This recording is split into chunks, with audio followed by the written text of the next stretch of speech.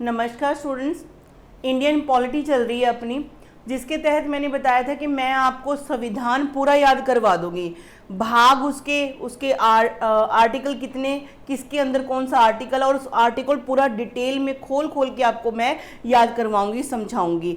इससे पहले मैंने आपको जो आर्टिकल अपना जो भाग अपना 5 चल रहा अभी, इससे पहले 4 भाग हो चुके विद आर्टिकल्स डिटेल में करवा दिए। सारी वीडियोस आप देख सकते हो। और जो हमारा भाग 5 चल रहा है उसमें मैंने आपको राष्ट्रपति, उपराष्ट्रपति ये करवा चुकी हूँ, आपके पीएम हो चुके हैं, अटर्नी जनरल हो चुके हैं। और भाग 5 के अंदर आपका पड़ता है क्या, पार्लियामेंट पड़ता है, जिसमें आपकी राज्यसभा, लोकसभा, उसकी वर्किंग सारी पड़ती है। यहाँ देखिए जो संसद है ना, पार्लियामेंट की वर्किंग करवाने जा रही हूँ, ना कि बिल्डिंग करवाने जा रही हूँ। सुन लो ध्यान से। इस पूरे लेक्चर को मैंने 5 पार्ट्स में डिवाइड किया है। पहला लेक्चर था हमारा संसद का संगठन, ये हमारा कल हो चुका है, जिसमें मैंने सदस्य बनने की क्या क्या योग्यताएं होनी चाहिए, डिस्क्वालीफाई कैसे हो सकते हो, सारा आपको डिटेल में कराया। आज का जो हमारा चैप्टर है ना, हम जो वीडियो लेक्चर 2 रहेगा वो है राज्यसभा की संरचना, और उसके अंदर सभापति, उपसभापति, महासचिव और इनके जो पैनल बनता है, इनका जो 6 मेंबर का पैनल बनता है उसके बारे में, और उसकी शक्तियां क्या क्या है, गठन में क्या आएगा कि कितने मेंबर हैं, कहाँ कहाँ से वो मेंबर आते हैं, ठीक है जी। हेड कौन होता है, उसकी शक्तियां क्या होती हैं, उपसभापति कैसे बनता है, सचिव कैसे बनता है, सचिव के पास क्या क्या काम होते हैं, जो पैनल बनाया जाता है, ये डिटेल में मैं करवाने वाली हूँ आज के लेक्चर में। तो शुरू करते हैं आप। हाँ जी, राज्यसभा पहले तो भाग 5 में दी हुई है, और आर्टिकल कौन सा है, 80 नंबर का, 80 नंबर का क्या है, आर्टिकल है। आपको मैंने कल बताया था जो आपका पार्लियामेंट है वो कितने पे है, बताइए, 79 पे। राज्यसभा कितने नंबर पे, 80 पे, और आपका लोकसभा 81 पे है, ठीक है जी। ये आपने इस तरह से याद रखना है। आगे बढ़ते हैं।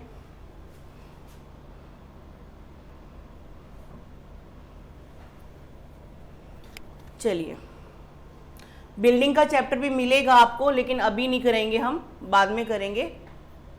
ये कल मैं करवा चुकी हूँ सारा, ठीक है जी।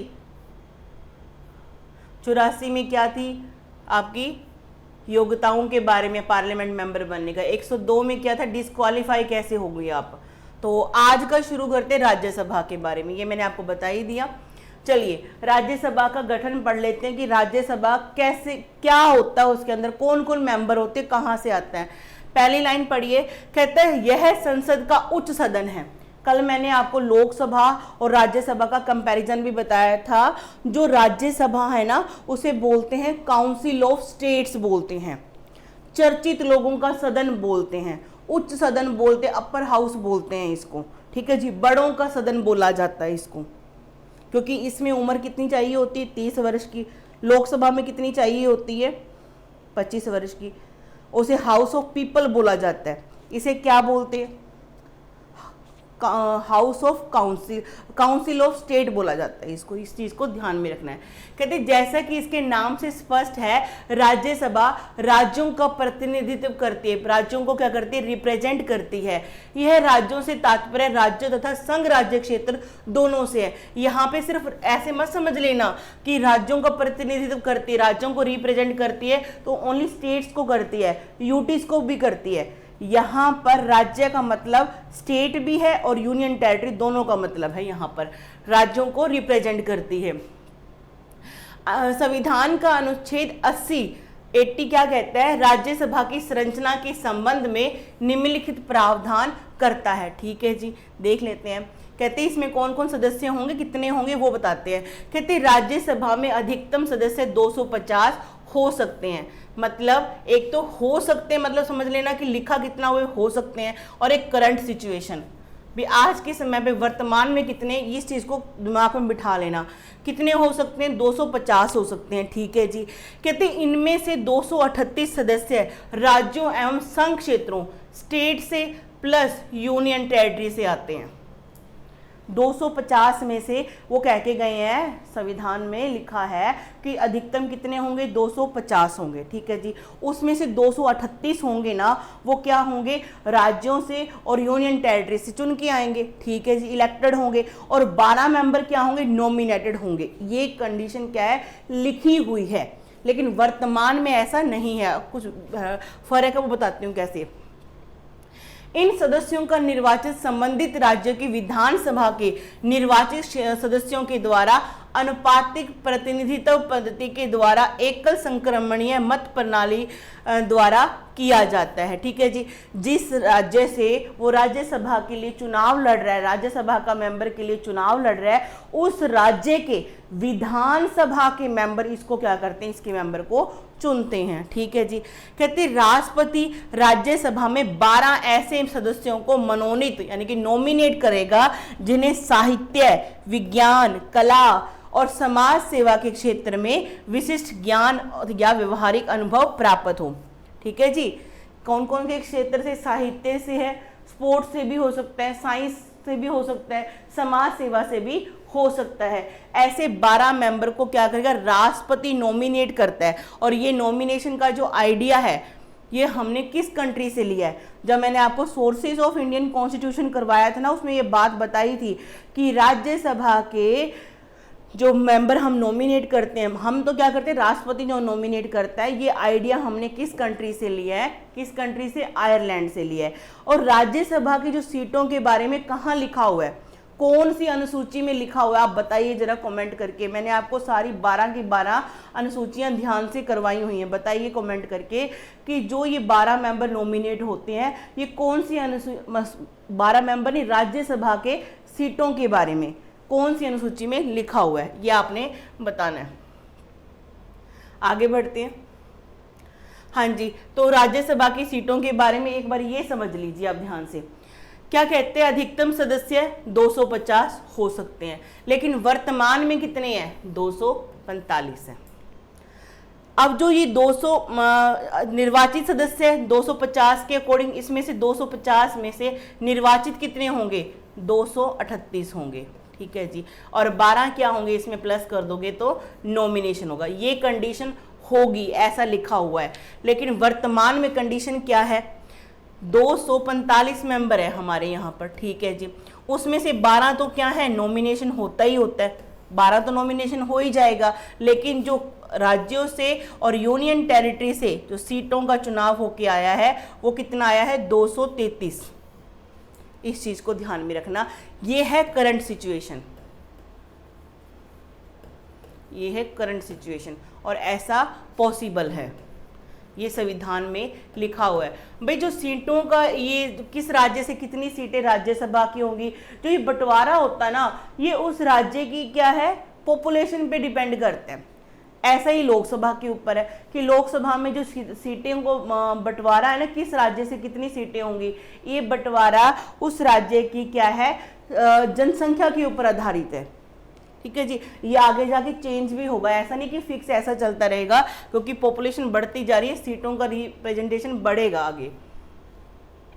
आगे देखते हैं, कहते हैं राज्यसभा में राज्यों एवं संघ राज्य क्षेत्रों के प्रतिनिधियों के स्थानों का आवंटन चौथी अनुसूची में दिए गए उपबंधों के अनुसार किया गया। आपका बता ही दिया कौन सा शेड्यूल, शेड्यूल कौन सा भाई, 4 नंबर का। आपके क्वेश्चन का आंसर यहीं आ गया, आपने तो क्या टाइप करना है, यहाँ पे आ गया। शेड्यूल 4 में ये दिया हुआ है, राज्यों का और यूटीज की सीटों का जो बंटवारा है वो कहाँ लिखा हुआ है, अनुसूची 4 में लिखा हुआ है। राज्यसभा के लिए राज्यों एवं संघ राज्यों यूटीज क्षेत्र की सीटों का आवंटन उनकी जनसंख्या के आधार पर किया जाता है। इसलिए अधिक जनसंख्या वाले राज्यों में अधिक संख्या प्रतिनिधित्व तथा कम जनसंख्या वाले राज्यों से कम संख्या में प्रतिनिधित्व चुनकर आते हैं। समझ में आ गई, वही बात बताई मैंने आपको। कहा गया है कि जिस राज्य की जितनी ज़्यादा संख्या होगी ना, उसके हिसाब से उसको रिप्रेजेंटेशन मिलेगा, उस राज्य की उतनी ही ज़्यादा राज्यसभा की सीटें ज़्यादा होंगी। कम जनसंख्या है तो कम सीटें होंगी, ध्यान में रखना है। क्वेश्चन आया हुआ है ऐसे कि भाई राज्यसभा की और लोकसभा की जो सीटों का बंटवारा होता है वो किस बेसिस पे होता है, किस बेसिस पे होता है? जनसंख्या के आधार पे। किस बेसिस पे? जनसंख्या के आधार पे सीटों का बंटवारा होता है। वर्तमान राज्यसभा में 245 कितने? 245 सदस्य हैं, अभी बताया मैंने। इनमें से 225 सदस्य राज्यों से एवं 8 सदस्य यूटी से आते हैं। कितने मेंबर है करंट में? 245। पहले क्या बोला गया? इलेक्शन की इलेक्टेड होके कितने आएंगे? 233 होके आएंगे इलेक्टेड। और नॉमिनेट कितने होके आएंगे? नॉमिनेट कितने होके आएंगे? 12 मेंबर। ठीक है जी। अब ये 233 है ना, इसमें से 225 जो हैं वो स्टेट से आएंगे और बाकी 8 कहाँ से आएंगे? यूटी से आएंगे। इसको चीज़ को ध्यान में रखना। दोबारा समझो इस चीज़ को, ये क्वेश्चन बड़ा ध्यान से करने वाली चीज़ है, कई गलती मत कर देना इसमें। करंट हमारे कितनी सीटें हैं राज्यसभा की? 245। ठीक है जी। उसमें से नॉमिनेटेड मेंबर कितने हैं बताओ? इसमें से नॉमिनेटेड 12 मेंबर हैं। ठीक है जी। और इसमें से इलेक्टेड मेंबर कितने हैं? 225। इन 225 में से भी स्टेट से कितने हैं? 225। 233 यहाँ पे, सॉरी 233 आएगा कि कितने हैं? 233। सुनो ध्यान से, इलेक्टेड कितने? 233। इसमें से 225 स्टेट से और 8 यूनियन टेरिटरी से। इस तरह से सीटों का बंटवारा है। तो कोई डाउट नहीं रहना चाहिए, ध्यान से कर लेना बच्चे। आगे बढ़ते हैं।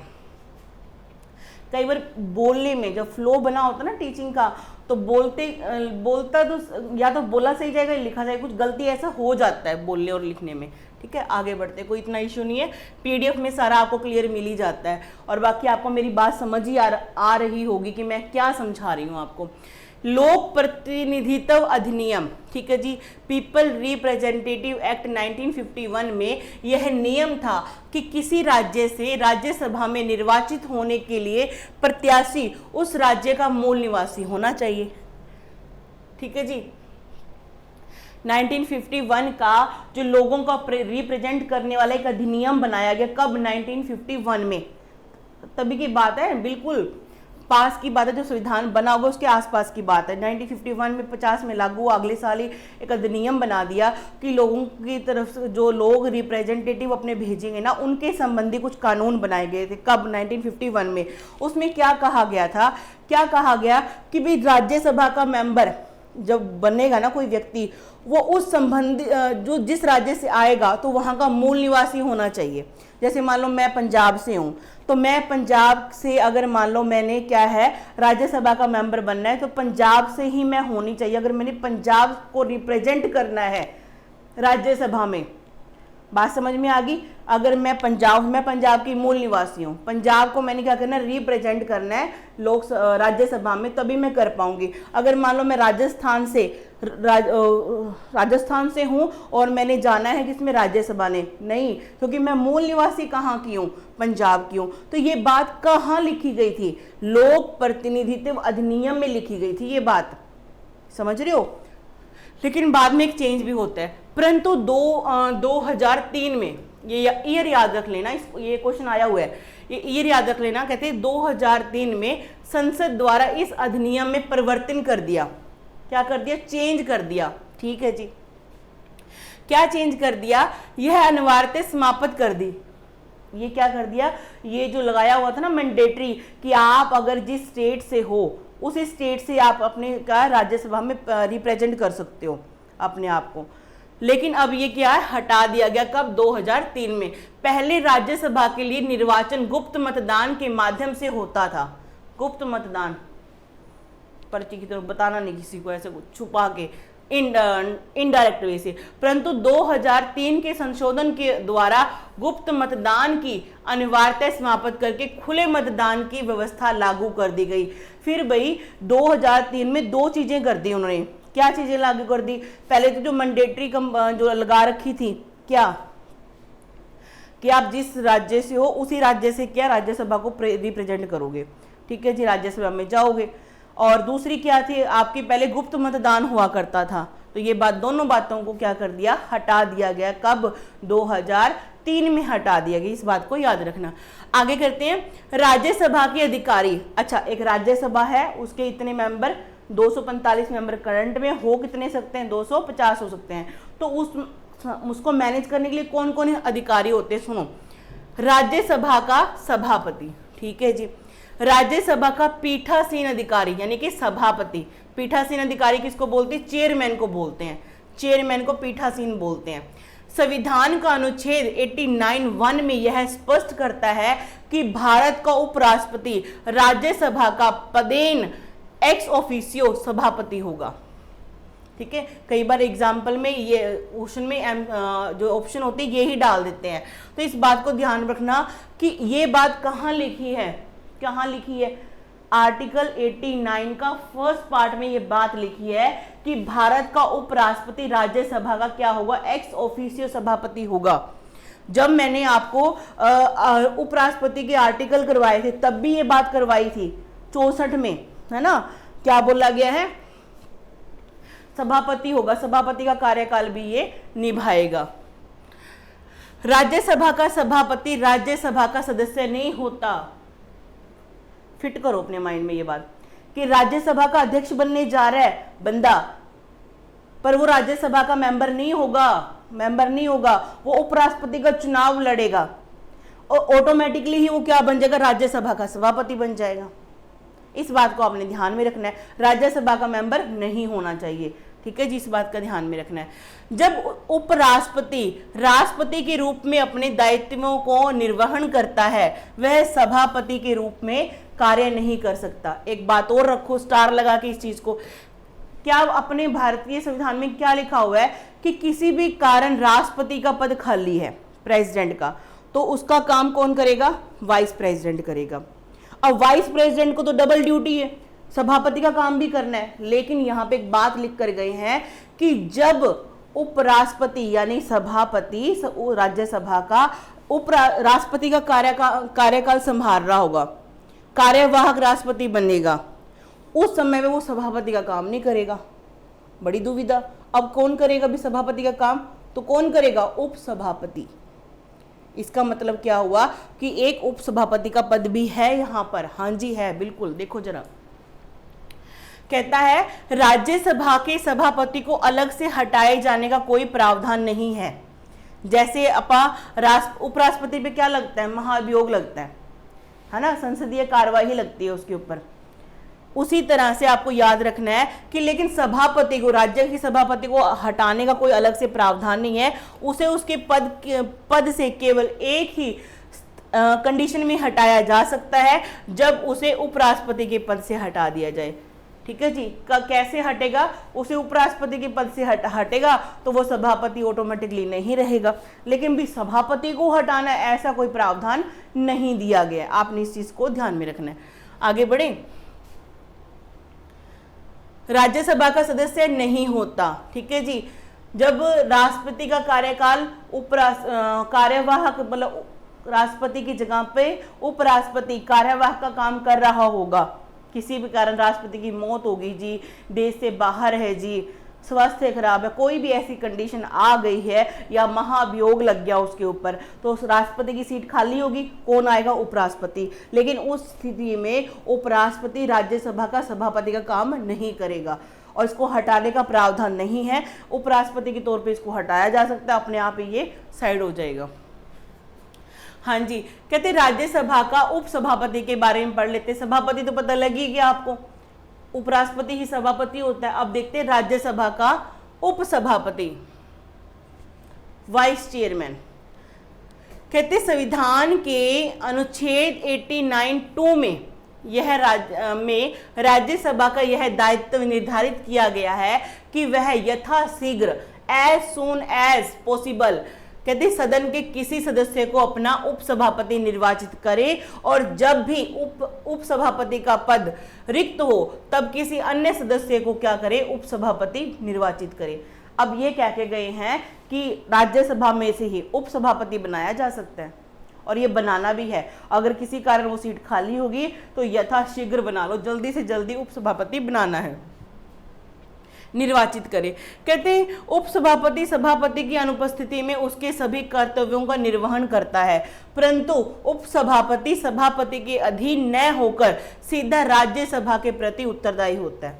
बात समझ रहे हो कि मान लो उपसभापति नहीं है, एब्सेंट है कोई किसी भी कारण से, तो उसका काम कौन करेगा?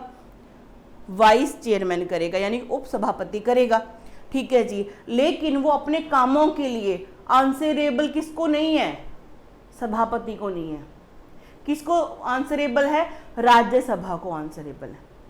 ये बात दिमाग में फिट कर लो। ऐसा कोई आपको यहाँ पे डिटेल में इतना नहीं करवाएगा। ये ध्यान रखना है कि जब सभापति नहीं है उसका काम कौन करेगा? उपसभापति करेगा। लेकिन अपने कामों के लिए वो किसके प्रति जिम्मेदार नहीं है? सभापति को। वो सभापति आगे पूछ नहीं सकता, हाँ अभी तूने ये क्यों नहीं किया, ये क्यों नहीं किया। वो अपने कामों के लिए राज्यसभा के प्रति क्या है? उत्तरदायी होगा। आगे बढ़ते हैं। सदन में किसी विषय पर मतदान की स्थिति में सभापति के समान उपसभापति भी पहले मतदान नहीं करता, बल्कि दोनों पक्षों से बराबर मत होने की स्थिति में वह निर्णायक मत कास्टिंग वोट करता है। जैसे होता है ना सदन में, मान लो किसी बात के ऊपर बहस है, मत देने भी देखते हैं फेवर में कौन है, अगेंस्ट कौन है, तो मान लो टाई हो गए, दोनों के बराबर चले गए, तो कास्टिंग वोट का जैसे सभापति को अधिकार है वैसा ही पहले इसको अधिकार होता है, पहले ये करता है। इस बात को ध्यान में रखना। ये निर्णायक मत अपना बाद में देता है, यानी कि पहले वो सारी लोकसभा के राज्यसभा के जितने मेंबर है उनकी तरह वोटिंग नहीं करेगा, ये अलग है उनसे। ये उपसभापति है, ये अलग है उनसे, ये वोटिंग बाद में करेगा जब मत क्या हो जाएंगे? टाई हो जाएंगे इनके। ठीक है, आगे बढ़ते हैं।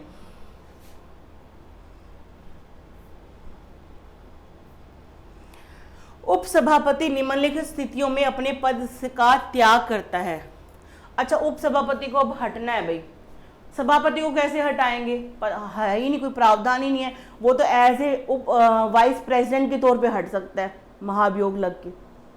अब उपसभापति को हटाना पड़े तो क्या है, या उसको हटना पड़े तो क्या है कंडीशन, देखते हैं। कहते हैं यदि राज्यसभा में उसका कार्यकाल पूरा हो जाए, कॉमन सेंस की बात है, कार्यकाल पूरा हो गया तो चलते बनो। यदि वह सभापति को लिखित रूप में अपना त्याग पत्र दे दे। अच्छा, ये देखो सभापति यानी कि अपना वाइस प्रेसिडेंट, उसको क्या कर देगा? अपना त्याग पत्र दे देगा। सभापति को कौन त्याग पत्र दे सकता है? उपसभापति।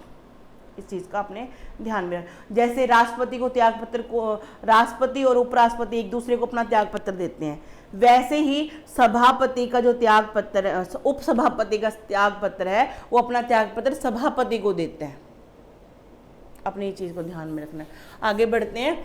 यदि राज्यसभा में उसके पद से हटाने का प्रस्ताव बहुमत से पास हो जाए, यदि राज्यसभा के मेंबर उसको हटाने के लिए प्रस्ताव पेश कर दे और बहुमत से, बहुमत यानी कि ज्यादा संख्या में लोग क्या करते? फेवर कर दे भी हाँ हटाओ, इस प्रकार का प्रस्ताव सदन में रखने से 14 दिन पहले उपसभापति को इस संबंध में सूचित किया जाता है।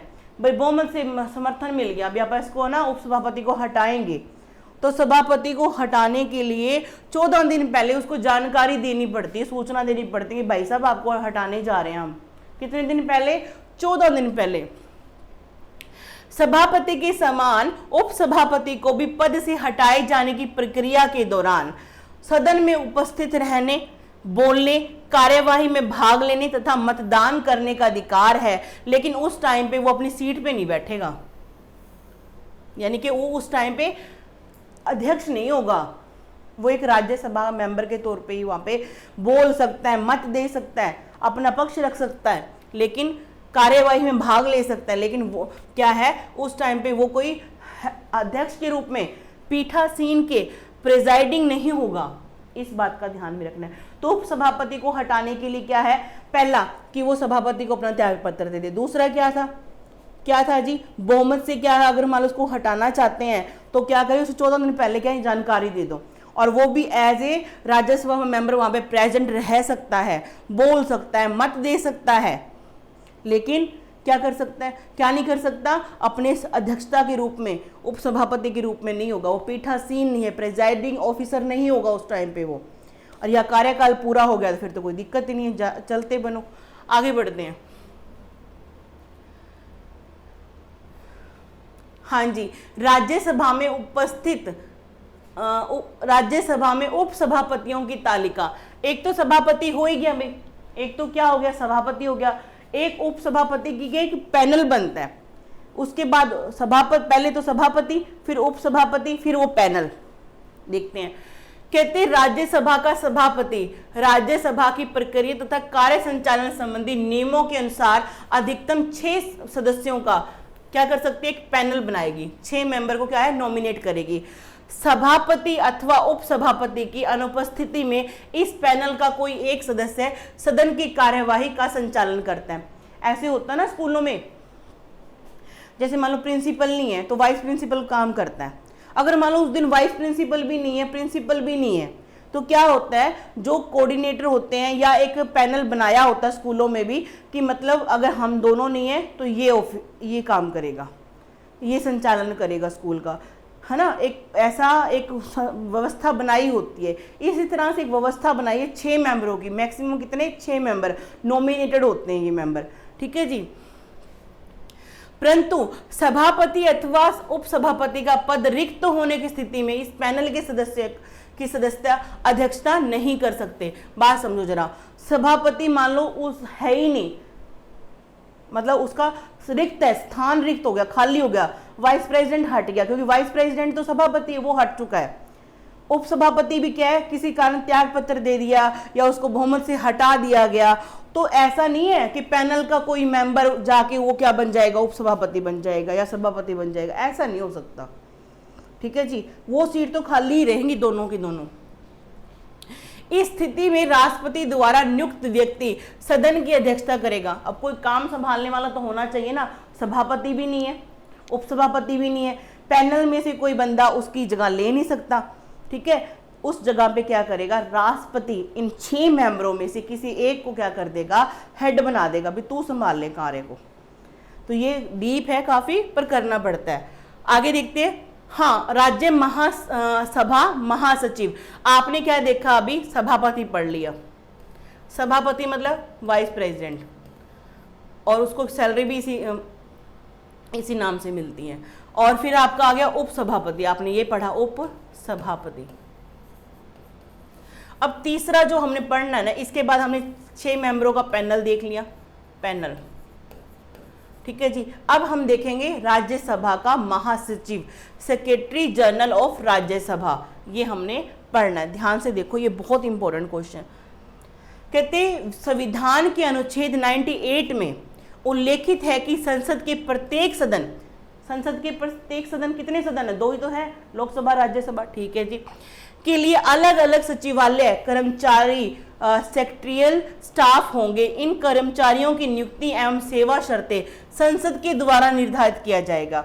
आर्टिकल 98 में लिखा है कि संसद के दोनों सदनों के लिए क्या होंगे, सेक्रेटरिएट होंगे, ठीक, सेक्रेटरी होंगे इसके, और इनकी जो नियुक्ति है, वेतन है, ये निर्धारित कौन करेगा, संसद निर्धारित करती है इस चीज को। प्रत्येक सदन के लिए पृथक कर्मचारी की बात की गई है, परंतु संसद दोनों सदनों के लिए कुछ समान पदों को भी सृजन कर सकती हैं, ठीक है जी।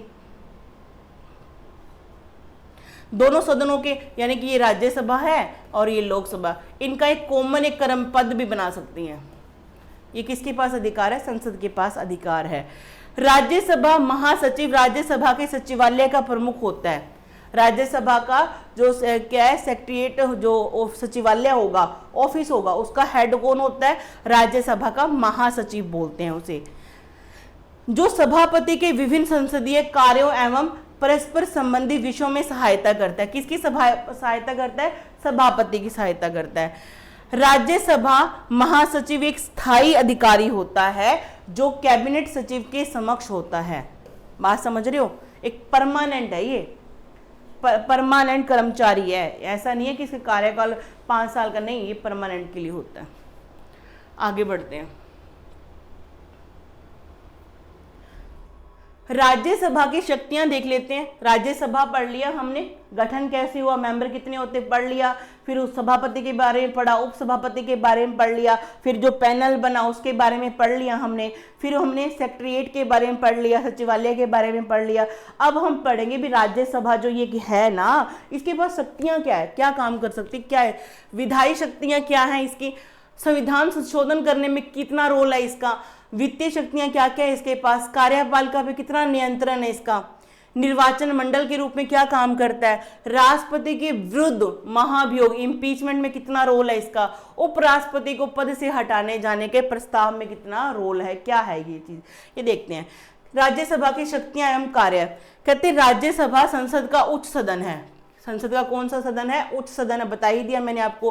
परंतु इसकी रचना लोकसभा के सहयोगी और सहायक सदनों के रूप में की गई है। इसकी रचना किस लिए है, लोकसभा की सहायता के लिए। राज्यसभा में निहित प्रमुख शक्तियां तथा एवं उसके द्वारा संपन्न किए जाने कार्य निम्नलिखित है। देखते हैं विधायी क्या काम है इसके, कहते राज्यसभा भी विधि निर्माण संबंधी कार्य करती है। ठीक है, मान लिया, विधि मतलब कानून बनाने संबंधी कार्य करती है।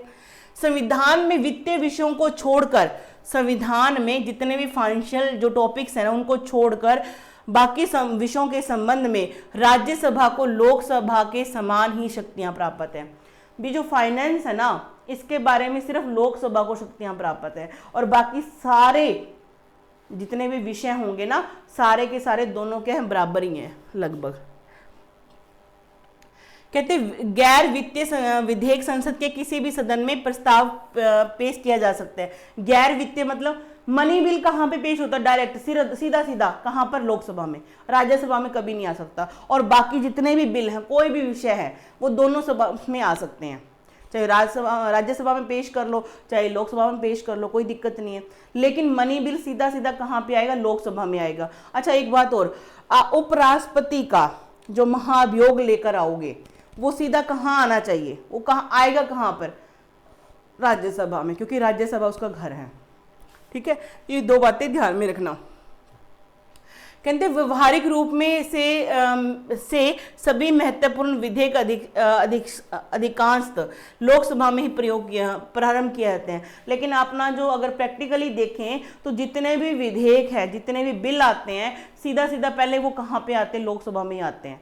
लेकिन प्रावधान क्या है, वो दोनों में से किसी में आ सकते हैं, मनी बिल को छोड़कर, फाइनेंस संबंधी बातें छोड़कर सीधा का सीधा वो कहाँ पे आएंगे, दोनों सभा में किसी में भी आ जाए, कोई दिक्कत नहीं है।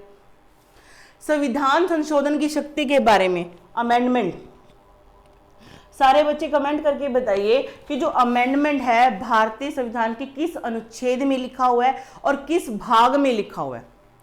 जो अमेंडमेंट संबंधी जो आर्टिकल कौन सा है और भाग कौन सा है ये बताना है। संविधान संशोधन की शक्ति, राज्यसभा को संविधान में संशोधन के संबंध में लोकसभा के बराबर शक्तियां प्रदान की गई हैं, परंतु यह संशोधन तभी संभव होगा जब ऐसा प्रस्ताव संसद के दोनों सदनों द्वारा अलग अलग कुल बहुमत तथा उपस्थित मत एवं उपमतदान में भाग लेने वाले सदस्यों के 2/3 से पास किया जाए। कहते हैं इक्वल पावर है इनके पास संशोधन की। ठीक है जी, लोकसभा में पेश किया, मान लो लोकसभा में पेश किया तो इसके 2/3 मेंबर्स को पास करके भेज दें किसके पास, राज्यसभा के पास। अगर राज्यसभा भी इसको 2/3 से पास कर दे तो फिर जाएगा ये राष्ट्रपति के पास, प्रेसिडेंट के पास सिग्नेचर के लिए, तो पास हो जाएगा। ठीक है जी, अलग अलग पास करवाना है, ऐसा नहीं है कि एक से पास हो गया तो चलो सीधा राष्ट्रपति के पास, ऐसा नहीं होगा, दोनों के पास जाएगा। अगर राज्यसभा में गया तो वहां से पास होने के बाद लोकसभा में जाएगा, लोकसभा में पास हो गया, दोनों में पास हो गया तो राष्ट्रपति के पास जाएगा। आगे देखें, वित्तीय शक्तियां देख लेते हैं। कहते हैं राज्यसभा को लोकसभा की तुलना में अत्यंत सीमित वित्तीय शक्तियां प्राप्त हैं। फाइनेंस मैंने आपको बताया, लोकसभा में सीधा, राज्यसभा में धन विधेयक को प्रस्तावित नहीं किया जाता। ये चीज को माइंड में फिट कर लो, इंपॉर्टेंट लाइन लगा लो इसके अंदर। ठीक है जी, और परंतु लोकसभा द्वारा पारित धन विधेयक पर राज्यसभा 14 दिन तक विचार विमर्श कर सकती है। मतलब कि धन विधेयक कोई है, मनी बिल कोई है, लोकसभा ने क्या कर दिया, पास कर दिया, क्योंकि डायरेक्ट पहले वहीं पे आएगा और फिर वो पास करने के बाद भेजेगा किसके पास, राज्यसभा के पास। तो राज्यसभा 14 दिन तक, कितने दिन तक, 14 दिन तक क्या कर सकती है, उस पर बहस कर सकती है, विचार विमर्श कर सकती है। कार्यपालिका संबंधी शक्तियां देखते हैं, कहते भारतीय संसदीय व्यवस्था में मंत्री परिषद लोकसभा के प्रति सामूहिक रूप से उत्तरदायी होती है। बताया मैंने आपको, जब मैंने पीएम करवाया था, मंत्री परिषद कैसे बनती है, कैबिनेट मिनिस्टर कौन होते हैं, राज्य मंत्री कौन होते हैं, राज्य मंत्री स्वतंत्र प्रभार वाले मंत्री कौन, उप मंत्री कौन होते हैं, सारी बातें मैंने समझाई है उसमें। कहते भारतीय संसदीय व्यवस्था में जो मंत्री परिषद है ना, वो लोकसभा के प्रति सामूहिक उत्तरदायी होता है। ठीक है जी।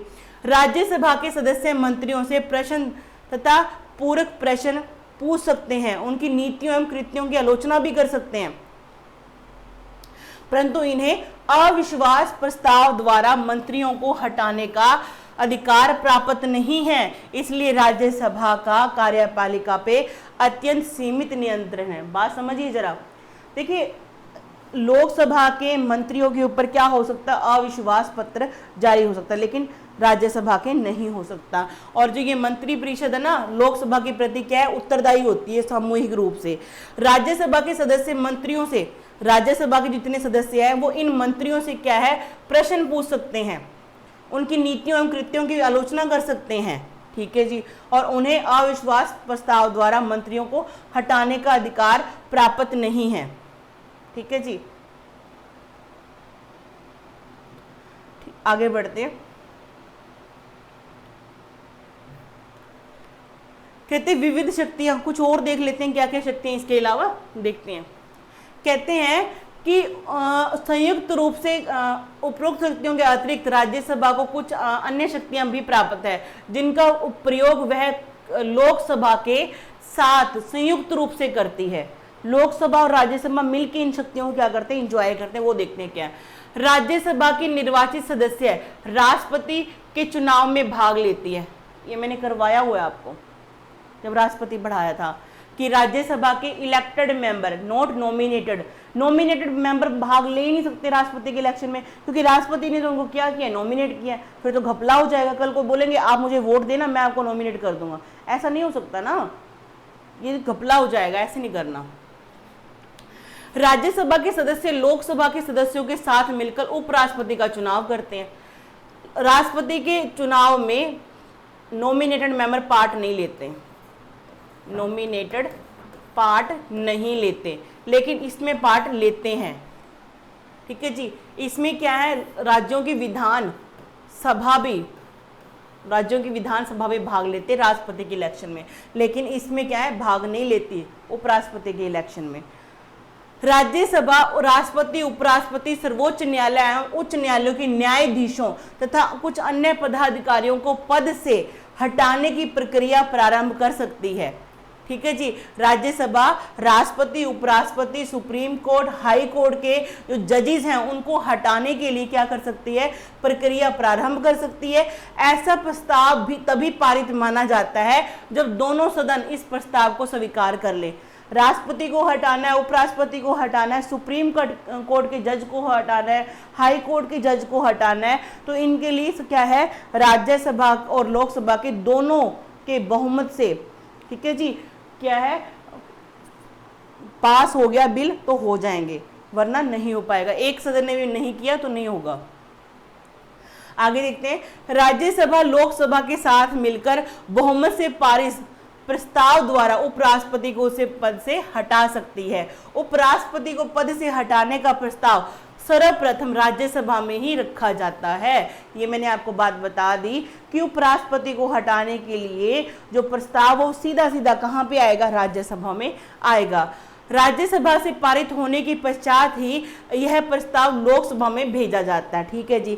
1 माह से अधिक समय तक आपातकाल लागू रखना हो तो इस प्रकार के प्रस्ताव का अनुमोदन लोकसभा और राज्यसभा के द्वारा अलग अलग विशेष बहुमत से पारित किया जाना आवश्यक है। आप ये बताइए, जब राष्ट्रपति ने क्या करना है, आपातकाल लागू करना है, तो उसको अधिकार है, वो क्या कर सकते हैं, लागू कर सकते हैं। 30 दिनों तक उसकी क्या है, एक सीमा रहती है। उस 30 दिनों के बाद उसको क्या करना होता है, आगे बढ़ाना है तो दोनों हाउस से क्या स्पेशल बहुमत से ये पास करवाना होता है। अब राज्यसभा तो स्थायी हाउस है, परमानेंट हाउस है, उससे तो करवा ही लेगा, है ना। लेकिन लोकसभा मान लो भंग हो चुकी है, उसमें लोकसभा है ही नहीं, तो नई लोकसभा बनने के 30 दिनों के अंदर अंदर उससे भी अप्रूवल लेनी होती है कि ये इसका कार्यकाल बढ़ाना है।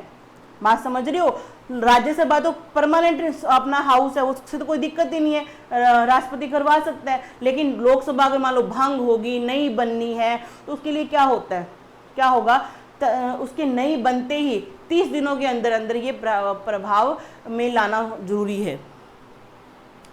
ध्यान से सुनो, कहता है परंतु यदि इस दौरान लोकसभा का विघटन डिसॉल्व हो चुकी है और राज्यसभा द्वारा आपातकाल के अनुमोदन का संकल्प विशेष बहुमत से पारित कर दिया गया। अगर मान लो राज्यसभा ने कर दिया, लोकसभा भंग है, तो लोकसभा के अनुमोदन के बिना भी आपातकाल प्रभावी रहता है। अब लोकसभा है ही नहीं, उस टाइम पे भंग हो चुकी है, तो राष्ट्रपति क्या करेगा, जो आपातकाल लागू करने के लिए राज्यसभा से अप्रूवल लेके यानी विशेष बहुमत से इसको पास करके टाइम बढ़ा सकता है उसका। ठीक है जी। और जब तक नई नहीं बनती, परंतु नई लोकसभा के द्वारा अपनी पहली बैठक से 30 दिनों के भीतर आपातकाल के अनुमोदन का संकल्प पारित करना आवश्यक है।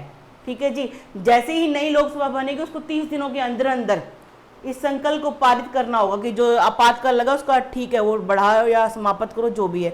अन्यथा इस अवधि के पश्चात आपातकाल क्या हो जाएगा, समाप्त हो जाएगा। आपातकाल में मौलिक अधिकारों के निलंबन यानी कि सस्पेंशन के लिए दिए गए आदेशों को भी यथाशीघ्र संसद के दोनों सदनों में सामने रखे जाना आवश्यक है। आप एक बात बताओ, कौन से वो आपके फंडामेंटल राइट हैं जो आपको इमरजेंसी के टाइम पे भी बंद नहीं होते हैं, बताओ।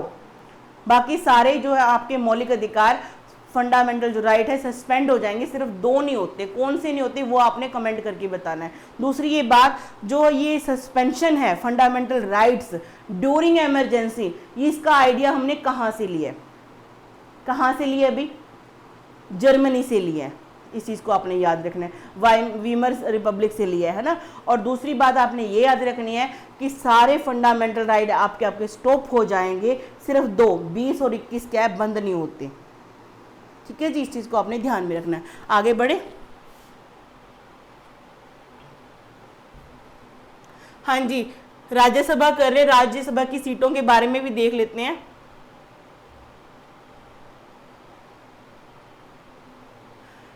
सबसे ज्यादा राज्यसभा सीटों वाले राज्य के अवरोही क्रम, सबसे ज्यादा राज्यसभा की सीटें कहां पर हैं, कहां पर है अभी, उत्तर प्रदेश में, यूपी में है। कहां पर है, यूपी में, उत्तर प्रदेश में। ये आपने ध्यान रखना, कितनी है, 31 है। ऐसा क्वेश्चन मेरे एग्जाम में आया हुआ है, आपको भी करवा रही हूँ। ऐसे क्वेश्चन आते हैं, सीक्वेंस में लगाओ जी, आरोही क्रम में लगाओ। ठीक है।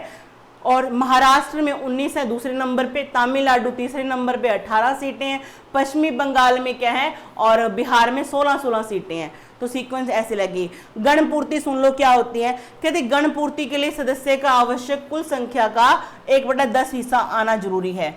मतलब मीटिंग सेशन होना है तो जितनी संख्या उसका 101/10 होना जरूरी है। राज्यसभा की मीटिंग के लिए एक कोरम बनता है जिसमें ये प्रावधान है कि 1/10 संख्या होनी चाहिए। इस चीज़ को आपने ध्यान में रखना है। तो आज हम बस इतना ही करेंगे। जो अपना अगली क्लास होगी वो होगी लोकसभा के बारे में, जो पार्ट 5 का मतलब लेक्चर नंबर 3 हो जाएगा आपका।